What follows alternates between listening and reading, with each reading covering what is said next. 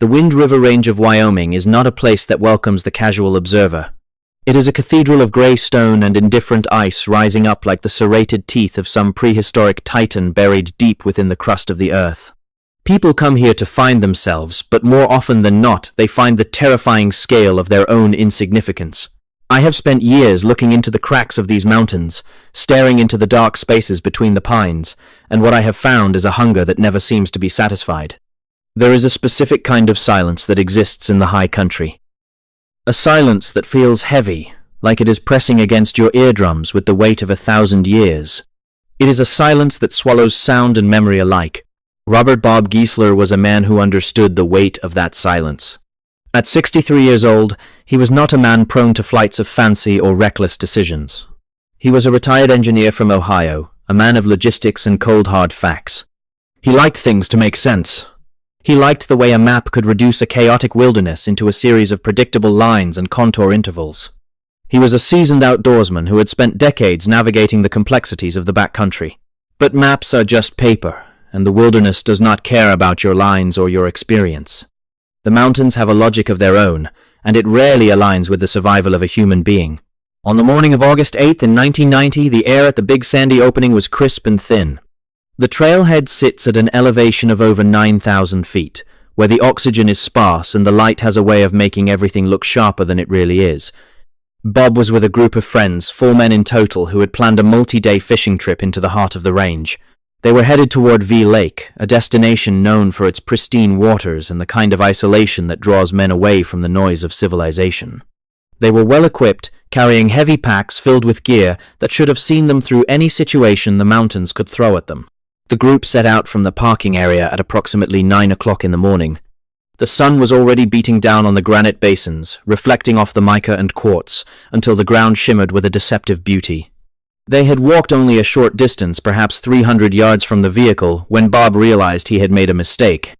It was a small, mundane oversight. He had left his light jacket in the truck.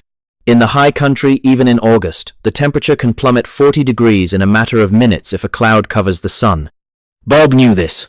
He told his companions to keep moving slowly up the trail, and that he would jog back to the truck, grab the coat, and catch up within 10 minutes. Think about that distance for a moment. 300 yards. It is roughly the length of 3 football fields. On a clear day in an open area, you should be able to see a man walking that distance the entire time. The terrain between the group and the parking lot was not a dense jungle. It was a well-traveled path lined with lodgepole pines and scattered boulders. There were no cliffs to fall off, no rushing rivers to sweep a man away. It was a simple walk back to a locked truck. Bob Giesler turned around and walked back toward the trailhead. His friends watched him for a moment and then continued their slow ascent, confident that their friend would be nipping at their heels before they even broke a sweat. 10 minutes passed. Then 20. The 3 men reached a small rise and looked back toward the trailhead, expecting to see Bob's bright shirt moving through the trees. They saw nothing. The parking lot was visible in the distance, a small cluster of metal glinting in the sun. They assumed he was having trouble finding his keys, or perhaps he had stopped to talk to another hiker. They waited.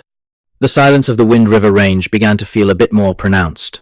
The wind sighed through the needles of the pines, with a sound like a distant ocean. They decided to head back down to meet him.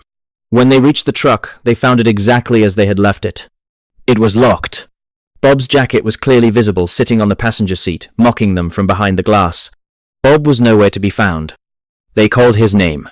They shouted until their voices were raw and the echoes bounced off the granite walls of the surrounding peaks. There was no answer. No cry for help. No sound of boots on gravel. Just the indifferent hum of insects in the dry grass. It was as if the earth had opened its mouth and swallowed him whole in the span of time it takes to boil a pot of water. By the time the sun began to dip behind the western peaks, the Sublette County Sheriff's Office had been notified. This was the beginning of what would become one of the most frustrating and baffling search operations in Wyoming history. They didn't just look for Bob. They tore that mountain apart. They brought in helicopters, equipped with forward-looking infrared cameras, capable of detecting the heat signature of a rabbit from 1,000 feet in the air. They found nothing. The infrared sensors showed the cold gray stone and the cooling earth, but no human heat source. It was as if Bob Giesler had no temperature at all. The ground search was equally exhaustive. They had hundreds of volunteers and professional search and rescue personnel combing the area, They moved in a line shoulder to shoulder, literally touching fingertips to ensure that not an inch of ground was missed. They searched the 300-yard stretch of trail over and over again. They looked under every fallen log and inside every crevice. There were no tracks, no broken branches, no signs of a struggle or a fall. The ground in that area is a mix of hard-packed dirt and granite slab. It doesn't hold footprints well, but it should have held something. A dropped glove, a candy wrapper, a scuff mark. There was nothing. Then came the dogs. In these cases, the dogs are often our last best hope. They can smell what we cannot see. They can track a scent through rain and wind and time. But when the bloodhounds were brought to the spot where Bob was last seen, they did something that chilled the searchers to the bone. They picked up the scent at the trailhead and followed it for a few yards toward the truck. Then they stopped. They didn't just lose the trail. They began to pace in tight circles. Some of the dogs tucked their tails between their legs and began to whine a low, mournful sound that signaled a deep primal fear. They refused to go any further. It was as if the scent didn't fade away. It simply ceased to exist in our dimension. As a lead investigator, you start to look for patterns when the facts don't add up. You start to look at the geology of the place. The Wind River Range is a massive block of Precambrian granite. It is high in quartz content. There are those who believe that these massive concentrations of crystalline rock can create localized electromagnetic anomalies. They talk about the Oz effect, a phenomenon where the environment suddenly goes silent. The birds stop singing. The wind stops blowing. The world feels like it has been placed under a vacuum bell jar.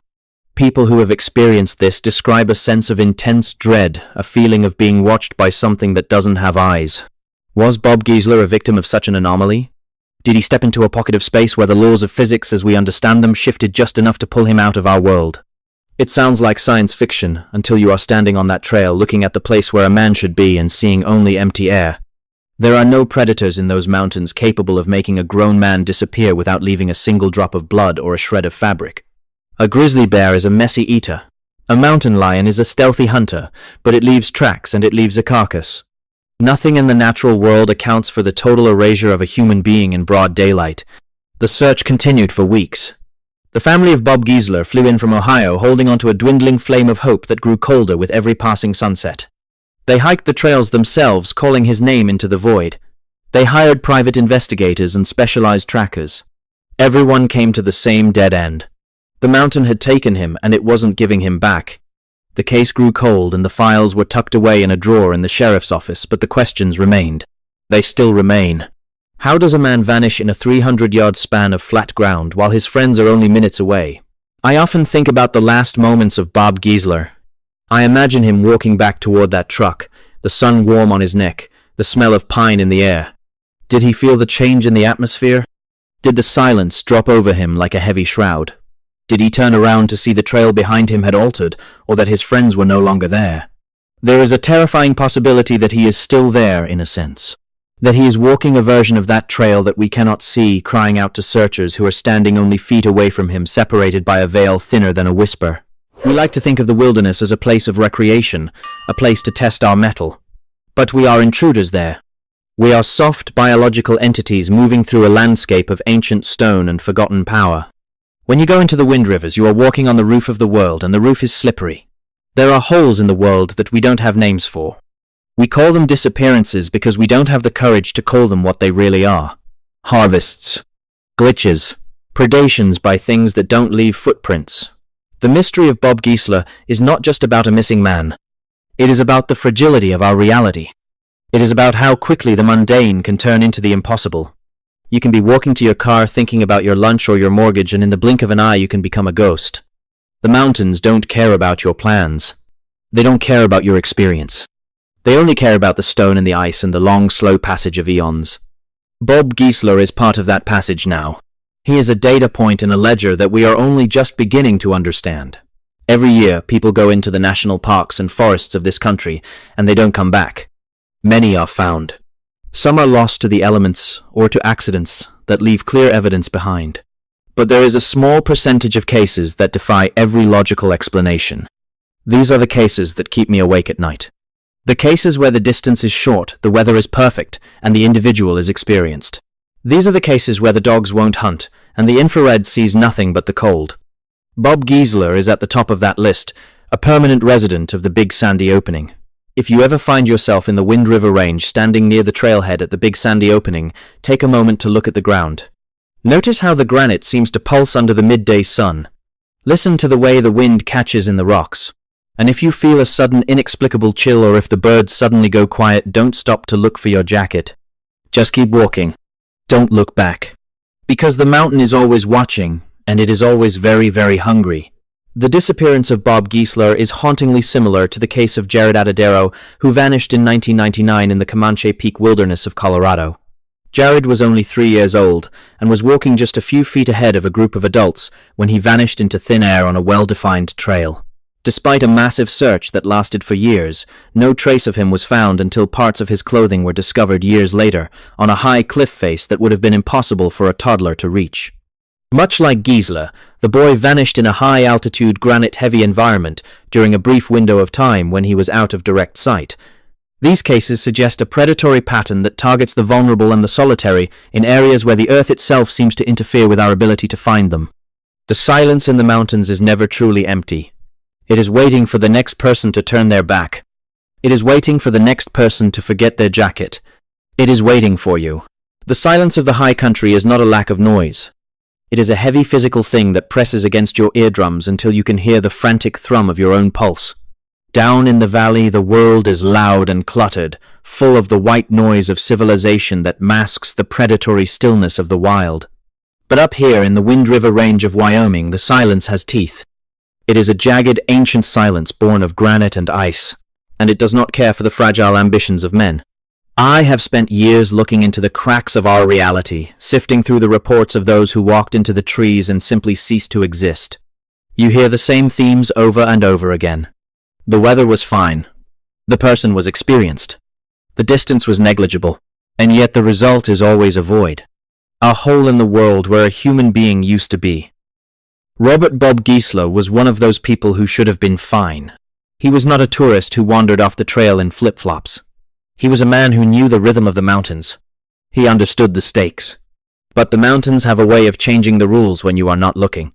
The Big Sandy Opening is a place of deceptive beauty. It is a high-altitude gateway, a sprawling meadow surrounded by some of the most unforgiving terrain in the lower 48 states. The ground is a fractured mosaic of gray stone and stubborn wind-swept pines. In the summer, the air smells of sun-baked needles and cold water. It feels safe. It feels like a place where you can find yourself. But Bob Giesler found something else. Or perhaps something else found him. It was August, 1972. The sun was a pale, unblinking eye in a sky the color of a bruised plum. Bob was with his family preparing for a trip into the backcountry. They were at the trailhead, a place of transition between the known and the unknown. He realized he had forgotten his jacket in the car. It was a mundane mistake. A momentary lapse in a day filled with the logistics of packing and planning. He told his family he would be right back. The car was only about 60 or 70 feet away. It was a distance you could cover in less than 30 seconds. He turned his back on his group and walked toward the vehicle. He never reached it. He did not scream. There was no sound of a struggle. There was no frantic crashing through the underbrush. He simply stepped out of the frame of existence. When his family realized he had been gone too long, the transition from mild annoyance to cold, visceral dread happened in an instant. You know that feeling. It starts in the pit of your stomach and moves up your spine like a shard of ice. They called his name. The sound drifted out over the granite slabs and was swallowed by the pines. No answer. They searched the immediate area, certain he had just ducked behind a tree or was playing a joke. But the Big Sandy Opening does not tell jokes. The search that followed was massive. It was the kind of effort that should have yielded results within the first hour. They had hundreds of volunteers. They had bloodhounds. They had helicopters scanning the terrain with infrared sensors. They looked under every rock and inside every hollow log. They combed through the brush with the meticulousness of a forensic team. And they found nothing. Not a footprint. Not a scrap of clothing. Not a single biological trace of Robert Giesler. It was as if he had been erased from the ledger of the living. The dogs were the first sign that something was deeply wrong. I have spoken to many search and rescue handlers over the years, and they all tell the same story about these specific types of cases. Normally, a bloodhound is a machine of pure drive. They live for the scent. But in the Big Sandy that week, the dogs would not work. They would pick up a trail near the spot where Bob was last seen, follow it for a few feet and then stop dead. They would whine and tuck their tails. Some would simply sit down and refuse to move, their eyes fixed on the empty air, as if they were seeing something the human eye could not register. This is a recurring theme in the high-altitude disappearances. The animals know. They feel the shift in the atmosphere. They sense the presence of a predator that does not leave a scent, something that exists on the periphery of our sensory range. When the infrared cameras came back empty, the investigators were baffled. The ground was cold, and a human body should have stood out like a beacon of white heat against the dark earth. But the cameras saw only the indifferent chill of the mountain. The Wind River Range is built on a foundation of granite. It is a massive tectonic upthrust of igneous rock, rich in quartz and feldspar. To most people, it is just stone. But if you look at the physics of it, granite is a highly conductive material. It has piezoelectric properties. Under the right conditions of pressure and temperature, it can generate massive electromagnetic fields. I have often wondered if these areas of high granite concentration act as a sort of mechanical catalyst for things we do not yet understand. Is it possible that the Earth itself can create pockets of instability? Are there places where the veil between what we see and what actually exists becomes thin enough to slip through? Bob Giesler vanished in a high granite environment. The Big Sandy is a bowl of stone that vibrates with the energy of the Earth. Perhaps he did not walk away.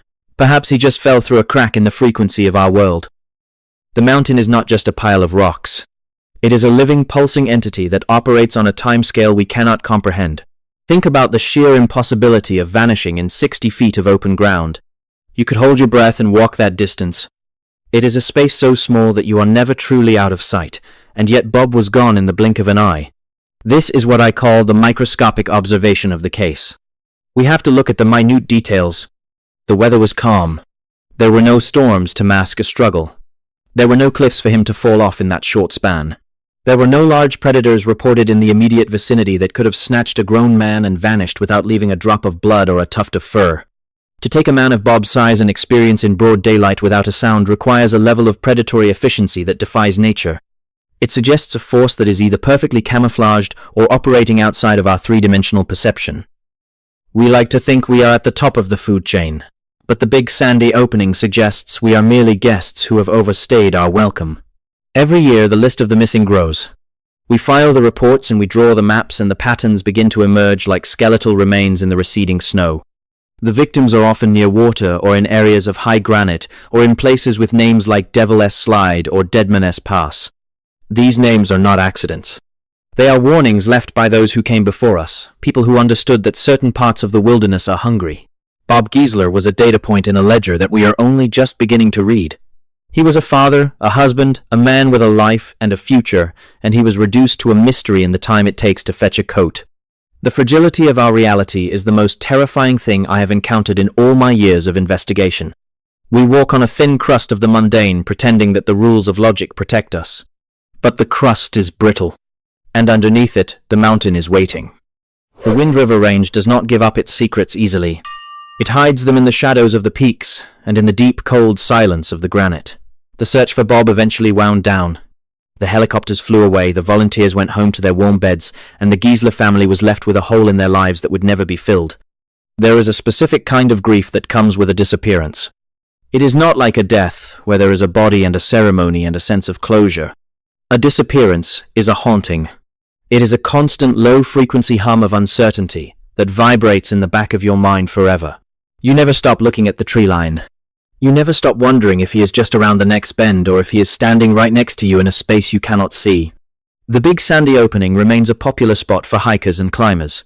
They park their cars in the same lot where Bob's car sat empty all those years ago. They walk the same trails.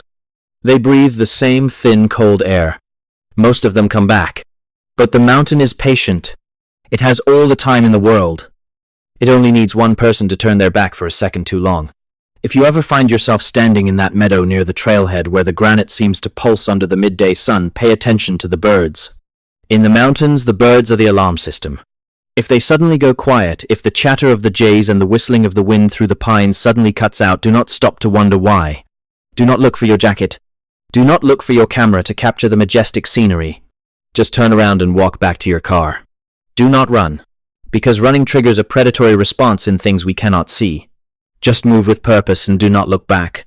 The air might feel suddenly heavy, or you might feel a chill that has nothing to do with the temperature. That is the mountain noticing you. That is the silence beginning to close in. Bob Giesler is still out there in a way. He is part of the stone and the ice, and the long, slow passage of eons. He is the ghost in the machine of the wilderness. We are only visitors here, and the mountain has a very long memory. The case of Bob Giesler is hauntingly similar to the disappearance of Jaryd Atadero in 1999. Jaryd was only 3 years old, a small, energetic boy who was hiking with a group of adults in the Comanche Peak wilderness of Colorado. It was a clear day, much like the day Bob vanished. Jaryd was walking just a few feet ahead of the group on a well-defined trail. He was within earshot, almost within arm's reach.